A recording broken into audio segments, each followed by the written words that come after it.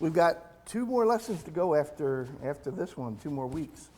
So we're coming down to the end of the law part of this. We're going to get back on the road again, do a little road trip in these last 2 lessons after this one. So really appreciate you guys hanging in there on this part. This can be some of the toughest stuff to study in the Bible. I know it was for me for years, and I had never done an in-depth study like this before, so I really appreciate it. You guys have done a great job, so let's keep it up as we get into these last few. Okay, so as we're in lesson 21, part 1, question 3, why were the Levites not included in the Numbers 1 census? So we spent some time just prior to this looking at how Israel was camping and why they were set up the way they were. And now, and to do that, there was a census that was done. And the interesting thing about censuses that are in the Bible, there are good censuses and bad censuses. And the good ones were the ones that were called for by God for specific reasons. The bad ones were the ones that were called for by man for no particular reasons other than their own reasons, and God wasn't too happy with it. But these censuses were here for very specific reasons. We saw in Numbers 1 census was in place to count who? The fighting men, right?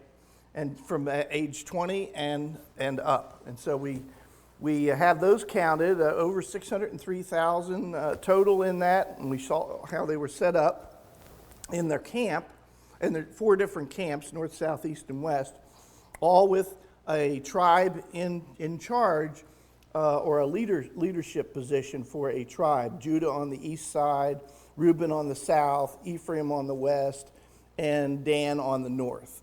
And so all of this distribution was set up so that from a military standpoint, which the Jews are going to have to fight to get into the promised land, and God's going to be with them and lead them in that fight. But make no mistake about it, this is an army as well as a nation that is being developed here. So those are set out around the tabernacle, where the tabernacle being the place where God's presence is and the heart, in essence, of the nation. And so outside of that census, then we had this Numbers, this other census that we have outside of that. So again, the warriors were looked at in this first one. So what's the purpose of the Numbers 3 census then? We're going to be counting what tribe? The Levite tribe, right? Okay. So, what is it that the Levites are going to be asked to do? All the other tribes were asked to be warriors. What were the Levites tasked to do? Jesse? To keep charge of the tabernacle of the testimony. Okay. So this is to look for the workers in the tabernacle. All right, and there's going to be 2 different. They're going to have very, very different jobs, all of the different clans or families associated within the tribe of Levi. But we're going to look at all of those. So you've got the first of all within here you've got the Levites were consecrated in Numbers 3, chapter 3, verse 12. And what does consecrated mean? What's the meaning of that? Okay, set apart for a very special purpose, right? And that service we're gonna take a look at. And then the idea that they belong to God was something we're gonna take a look at in depth as we go along here. But many times he talks about the idea that the Levites were basically belonged to God. And again, we'll talk about that in a little bit. They were given wholly to the high priest. So the idea is that the priests have work to do, And then the Levites are going to support the work of the priests in there. The Levites, in general, were not priests, although all of the priests were Levites. Okay, if that makes sense to you, all right? All right, so basically they'll keep charge of all the things associated with the tabernacle, the care of the furnishings, the setting up, tearing down, repairs, etc., and the care also for the flocks that are associated. Remember we talked about there were certain offerings that were done for the whole congregation at different times. Well, those things, because they were for the whole congregation, they came out of a separate flock that was attached to the Levites themselves. Okay, so and so they took care of those particular things. So let's take a look at the second question here in question 3. What was different about the way the Levites were counted versus the other tribes? Now, how were the other tribes counted, the warriors? 20 years old and up. Okay, were counted. Males. And they had to be of fighting ability. Okay, they couldn't be disabled and everything like that. So warriors in that age time. So what was the census? What were the rules for this particular census for the Levites? What was the age group? 1 month old and up. Okay, so that's capturing everybody within there. And so the total was 22,000. So let's take a look at what the responsibilities of the Levites were by family. And then we're going to go, this number, 22,000, is going to have an impact on something a little bit later on. And so we'll go back and take a look at that in a second. But so let's look at the responsibilities of the Levite, the families within the Levites themselves. And again, I'm talking about Levites as a tribe. There were 12 tribes. 13 if you take the 2 half tribes and count them separately. But then within the tribes, you had families within those tribes, or clans. You could call them clans. You could call them a lot of different things. But we're just thinking of them as a family that has a head and works from there. And so the first family that we are going to talk about are the Kohathites. Okay, so what was the job of those people of the family of Kohath? The furniture for the tabernacle?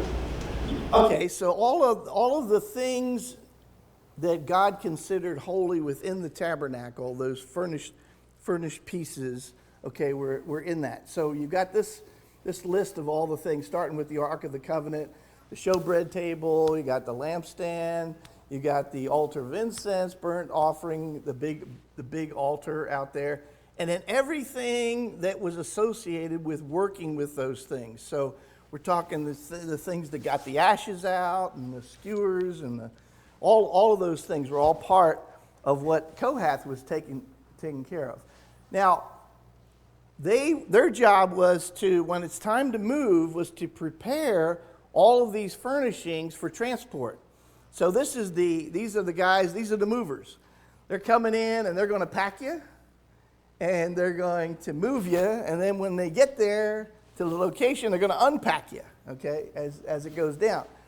And then they're the ones that are also going to be transporting this. And the thing that's a little different about the Kohathites is that all of the things they're transporting, they're going to carry. Okay, so you remember every one of these things here either had something, rings on them that you could put poles through, acacia wood, poles through them, and then they could be carried by the Kohathites. Or you had things like the lampstand where you could hook them onto a pole and carry them. Nobody was touching anything. Okay, these are things that are going to be, they're holy, and so only certain people can actually work with them. And again, we'll see that in a second. Then Eleazar, you remember Eleazar, there were 4 sons of Aaron, right, that started out. The 2 oldest sons, Nadab and Abihu, what happened to them? Yeah, they burned up. So the next oldest son is Eleazar here, and then there's a younger son that we're going to see in a second. So his job was to be the chief of all the leaders of all the families of all of the tribe of Levi. So there's 3 different families that we're going to see. Eleazar was in charge of the leadership of those 3 families in pulling together all of the things that they needed to do, okay? And then, which meant that he oversaw all of the duties of the sanctuary that were going on. So he was, while Aaron was the high priest, his father was the high priest, Eleazar was in charge of all the stuff he was the chief of staff, kind of underneath, and he was in charge of all of the things that were going on around in support of Aaron and himself and his brother as the priest. Okay, so that's the Kohathites first. Then there's the Gershonites, tribe of or the family of Gershon. So how are these? Who was involved with the work here? What age group are we talking about here for the Gershonites? 30 to 50. Right. For now, it's going to be age 30 to 50, as long as they're on the move and not in their permanent location. It's 30 to 50 is what the age group is. And their job is to take care of the things. Remember, the tabernacle is a tent inside of a tent with separations and all these things that are hanging that keep people from seeing in and separating things. And so all of these hangings, and there's a lot of them, the job of the Gershonites is to take care of all those hangings, all that stuff. So if you get anybody hate doing the laundry, and especially the bed clothing, with the quilts and stuff. You never can get them quite, no matter how many times you go like that and you try to get them out and folding them and stuff, and you know how hard that is. Picture what these guys are having to do. There's thousands of them, the Gershonites, to do this work, but it's still a lot of work associated with this in taking them all up. So their job was to prepare all these hangings and coverings for transport, and then God gives them some help here in that they're given 2 wagons and 4 oxen to pull the wagons to transport all the hangings that are out there. Okay, now Ithamar, who is the youngest son of Aaron, he oversees all of the Gershonite duties. So that's his job. All right, then the last family are the Merarites, and for Merari. And how about the age for these guys? What age group are they working with as far as the workers? Same, 30 to 50, right? And they have the job of the structural pieces of all the tents and everything. So the tent poles and the pillars and the bars and the sockets and the pegs and the scuffins and the griffins and the all the different things. Anything associated with the setup, the tear down, and the repair of the tabernacle. And that includes all the tools that would be necessary to be able to do that. Pounding stakes in the ground, all those kinds of things. And their job to prepare that for transport. And then they were given 4 wagons and 8 oxen, because now we're talking about lumber and things that have to be moved all the time and efficiently moved. Remember, they don't know when they're going to move and do the move. They don't know when they're going to stop and how long they're going to be there. So there's a system that had to be in place for this.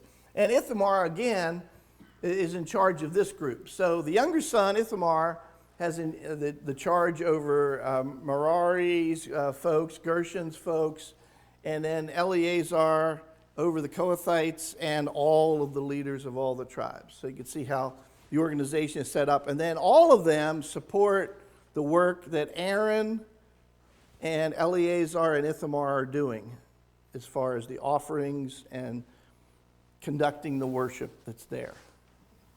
Okay? All right, let's go on to question 4 here, the second part. So what were the camping arrangements of the Levites?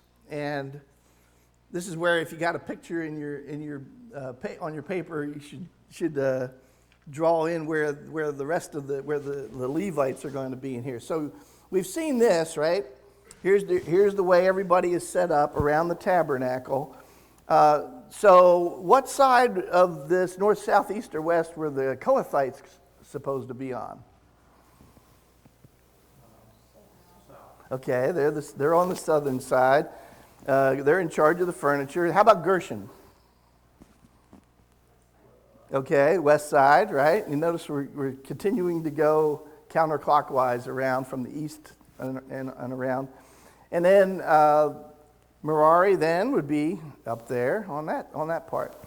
And we'll leave the other one blank for right now. Okay. What family of the Levites, question 5, provided all of the priests to serve in the tabernacle? What family, and be careful now, what family of the Levites provided all of the priests to serve in the tabernacle? Okay, Aaron's family, right. Okay, very good.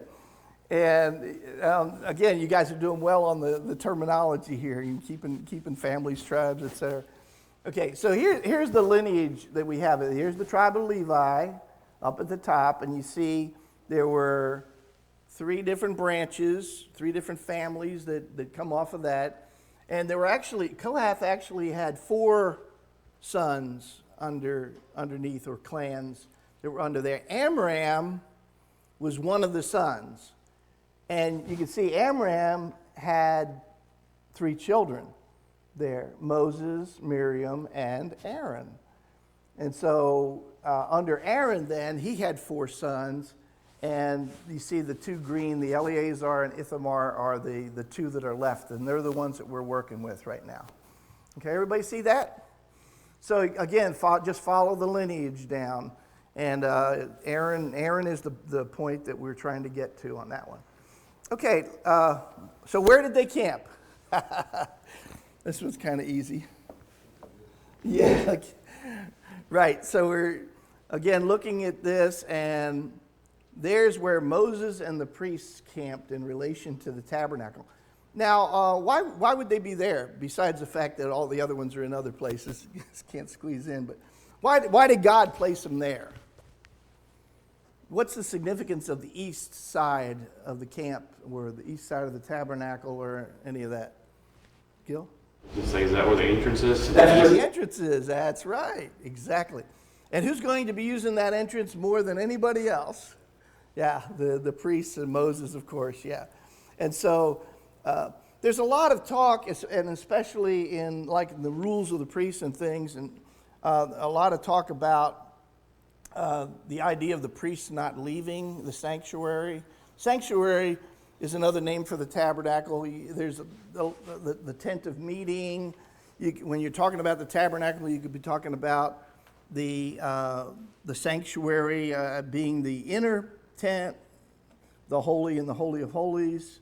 There's a lot of different terminology, but from a standpoint of just looking at it, let's just say you can see that they are the closest ones to access to God, because they're at the entrance, and when they're the closest, they now are at the front of the line, so to speak. So let's go to question 6. Why did God direct a separate census of the tribe of Levi and all of the firstborns of the males? And so we've talked about it already, but I want to go through this, because the reason why and tying this together is so important to understanding all the other New Testament concepts that go around with this. So we're going to look at this kind of one step at a time here.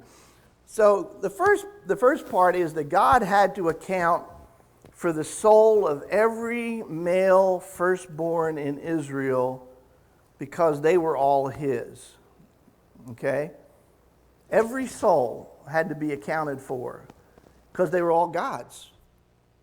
So we've got to do some accounting here. God has to do some accounting as far as the souls are concerned. They were God's based on the fact that God took the lives of all the firstborn of Egypt. Okay, so when he took all the firstborn of Egypt, he claimed all of the souls of the firstborn of Israel. And that was to pay the debt for what he did with Egypt.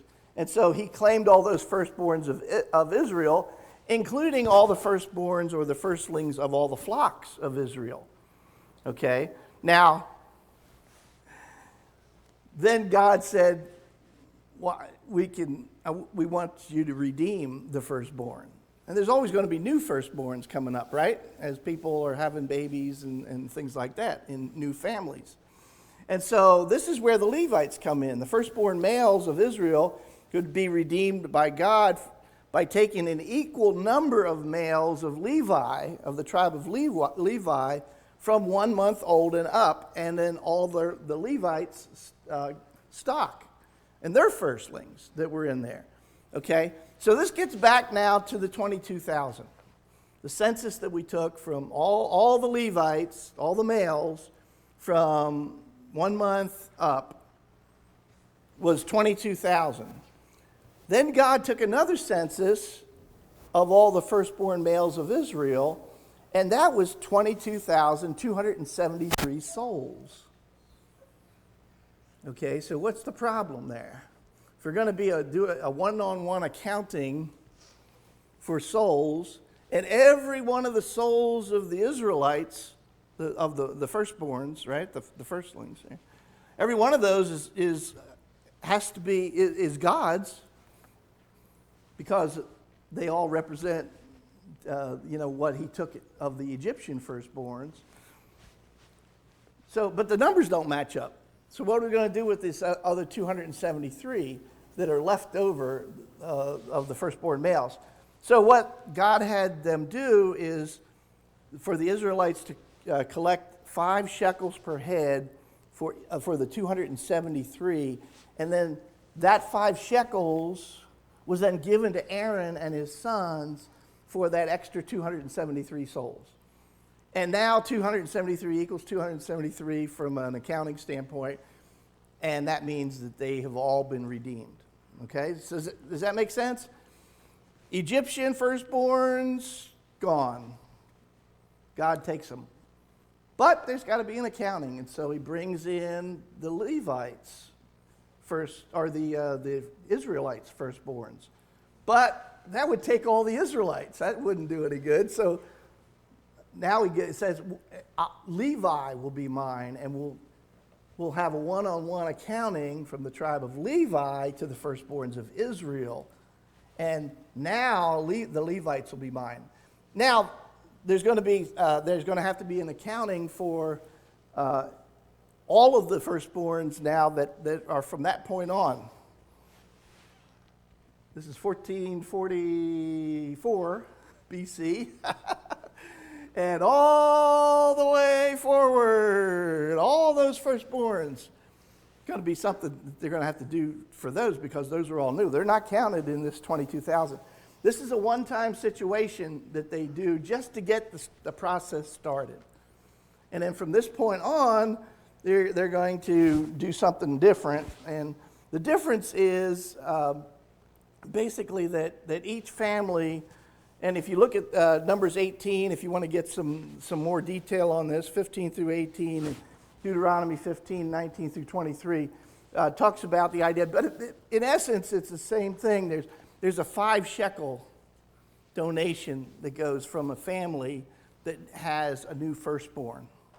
And then any of the unclean animals, they have to be accounted for too, but they can't be offered.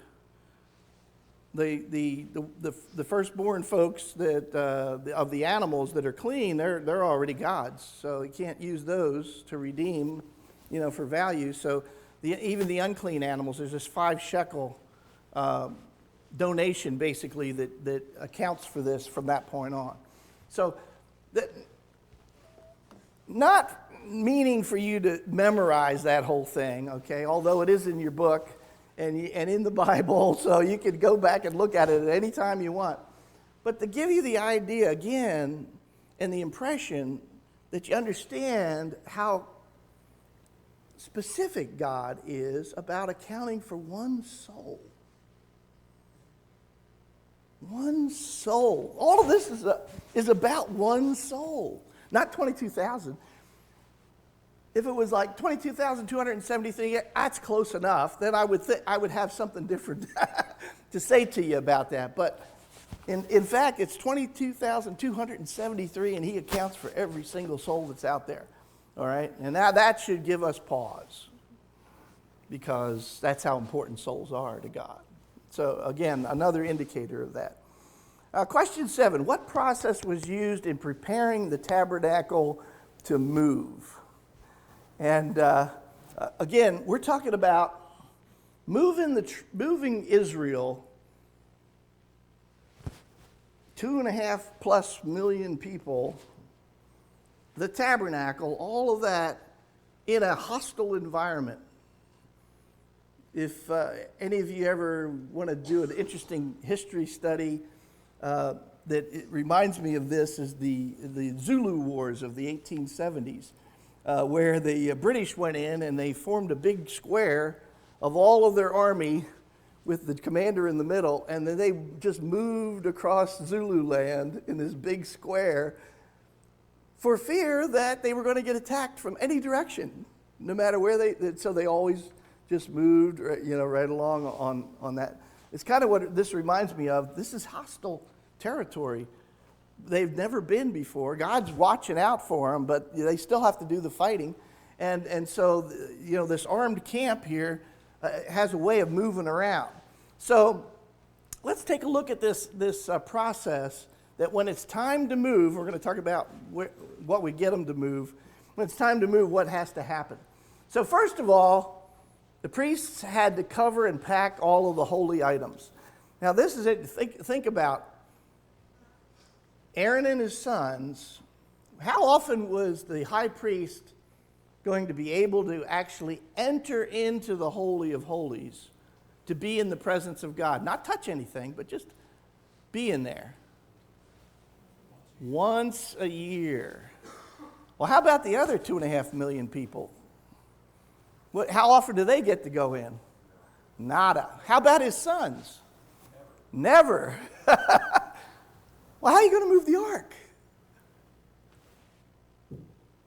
Don't you have to pick it up to move it? Nobody's allowed to look at it. Nobody's allowed to touch it. So it's interesting how the height of the poles and everything are with hooks and stuff, that the priests are able to take that veil that separates the holy from the Holy of Holies and be able to move that without looking at the ark and move it forward and cover the ark before anything else is done. And then they put the waterproof layer on it, the porpoise skins, and then they put a colored cloth on top of that. So let's take a look at I don't have it on that slide. But then they put a colored cloth on top of it. We'll talk about the colors in a little bit. All right, so they had to do that process, and it was a little slightly different depending on what it was they were moving. They did that with all of the furnishings that are in there, getting them prepared so that the Kohathites then can then come up with the poles and insert the poles under the covers into the hooks, be able to pick them up and carry these items out and be able to transport them by hand. And then the Gershonites, then they came in, they tore down all the hangings, take all the sheets off the line, so to speak, and cover them up. And again, waterproof coverings, and then certain colored cloths that went over and everything like that. Put them on the 2 wagons. And then the Merarites came in, tore down all the structure, all the poles, everything that was laying on the ground, the hooks and all those things. loaded them in the 4 wagons that are in there. Okay, so now, here we come to this color. I thought this was interesting. There's a blue cloth that is used to cover the holy items. So every holy item had a blue cloth that was put over it. From the standpoint of royalty, what is considered a royal color? Purple's one of them, okay? Blue is the other one, right? Now, it's interesting that every one of these holy items was covered with a blue cloth, signifying royalty, sovereignty of God, and all of that. Nobody but just. But isn't it interesting that the only thing that's covered with a purple cloth is the altar of burnt offerings? Now, what's the combination of blue and red make? Purple. What does red remind you of as a color? Blood. Isn't that interesting? The only place where the blood is spilled from the standpoint of, other than the sprinkling at the base of this of the burnt altar, of the incense altar, things like that. But where the blood is really getting spilled is this place here. And it's just an interesting. God doesn't miss a trick on trying to get the symbology, out there on this. So, anyway, think of the purple and the blood that represents in there. Okay, question 8. What was the order of march when the cloud rose up? And so, I just want to show this one to you. Okay, so when the alarm was given for them to move as a result of the cloud going up or the pillar going up, if it was at nighttime, the first people in the front were Moses and the 2 sons and the priests, basically. When you look at Aaron and his 2 sons, and they're with the Ark of the Covenant, which is being carried by the Kohathites.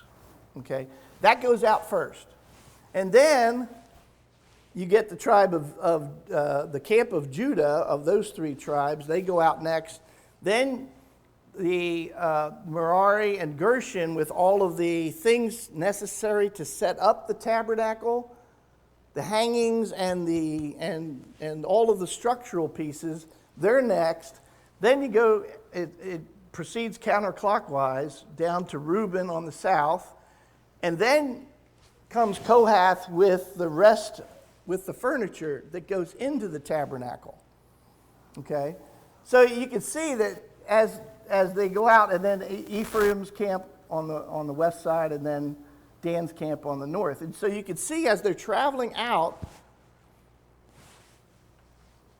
and again, when you look at the numbers, we're talking about 186,000 people just in the camp of Judah up there, and all of their tents and all the stuff and all the cattle and all of that is going out for. Think about how long that would take to just get that, and then while that's going on, Reuben's getting ready to go, and then you've got all the tabernacles being taken down and stuff at the same time, and all those other preparations are being made.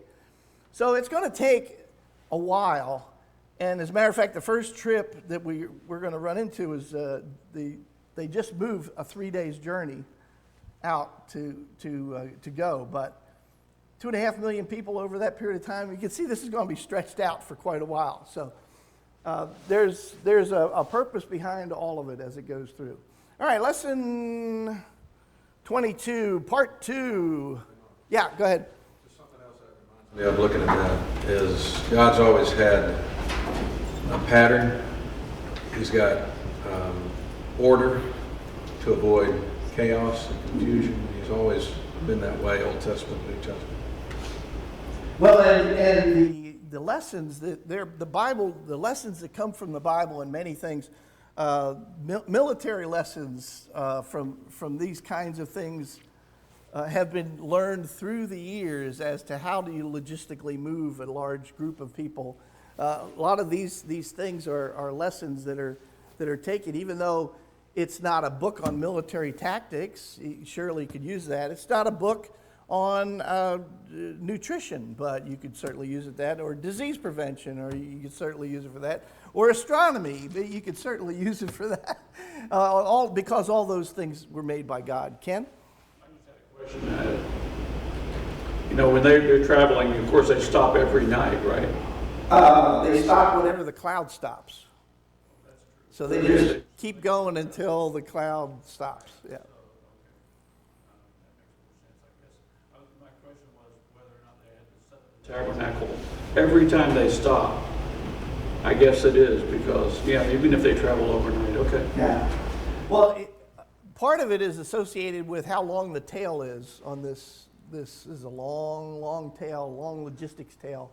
And so they move a little bit and then they sit, sometimes overnight, sometimes during the day, sometimes for months, weeks and months at a time, a year at a time. It could be whatever God needs them to do, where it is. But it took them 40 years of wandering and stuff. So they did this every time they wandered to a new place. They were wandering, God was guiding where they were going. So, okay, so let's go on to part 2 of the numbering and organizing. Question 1, Leviticus 21 covers the general rules of conduct for all the priests. And these are the general rules. For the priests, do not, and remember that right now there's only 2 priests, right? And a high priest. 2 priests and a high priest. Okay, do not touch a dead person, okay, except your nearest relatives. So the nearest relatives of the priests were not going to just rot away in the desert, nobody, touching them or anything. The exceptions are the nearest relatives, parents, children, brother, virgin sister. Why a virgin sister?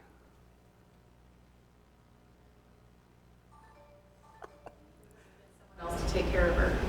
If she's married, okay, she's not going to be a virgin anymore, and now her husband is responsible for her. Yeah, so that goes with that. And then, of course, the wife. And then the Canaanites and Egyptians and other people were used to, when they're in mourning, cutting themselves and stuff like that. And that is something that was definitely not allowed. And then do not marry a profane woman. A profane woman was described as someone who was a harlot or a divorcee. And then if the daughter of a priest acts as a harlot, she profanes herself and profanes her father as a result of her actions.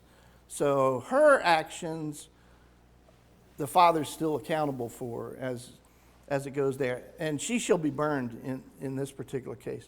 And then to be a priest, you can have no defect. And so if one of the future sons of Aaron and his sons had a defect, let's say, that would not allow them to be a priest, but they're still the son, they're still in that family. So they're not going to starve them to death. So they're still allowed to eat of all the things that the priests would be allowed to eat of, but they can never serve as a priest because they have a defect. And so that's how that works. So these are the 4 rules for the priests.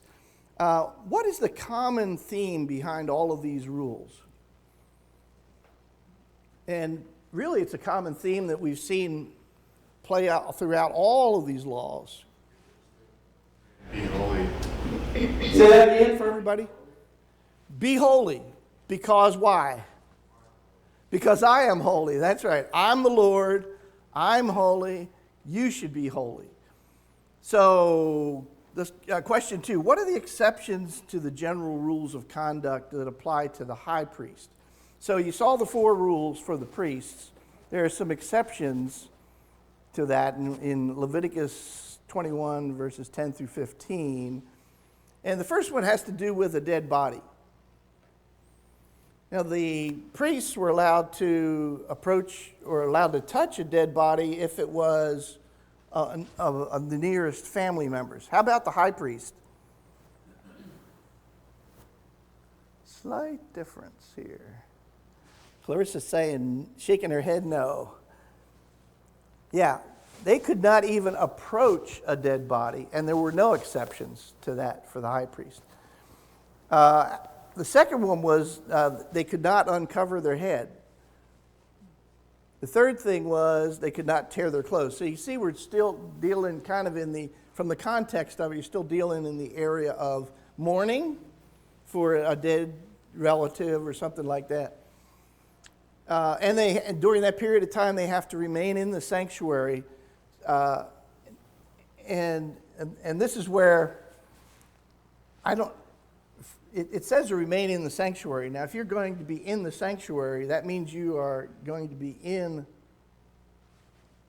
the tabernacle at the least for this whole period of time that this is going on. So I don't know if that, like I said, I don't know the details of that, but they did, because there are some physical limitations that might come into play on there, depending on how long this period of mourning is and all that kind of stuff also. But some of the instructions in here were not given specifics of it, but we know that they were. So, and it wasn't necessarily, none of us were going to be in this situation. So some things God leaves to just for the instruction of the person that received it at that time. Marry a virgin of his own people. No harlots, no divorcees, no widows, unless it was the widow of a priest. And then in that case, they could do that. And the reason I bring that up, this is what I want you to think about as we're closing the class today, and we'll pick up with this next week. And that is, using the example of the high priest, how should our decisions and behavior reflect our desire to be close to God? Now, obviously, the high priest is going to be the closest to God. And as a result, we see some differences here in what he has to do versus just the other priests and everything. And it's associated with desire to be close to God. So think about that, and we'll start with that question next week. Question 2. All right, that'll be all. Thank you.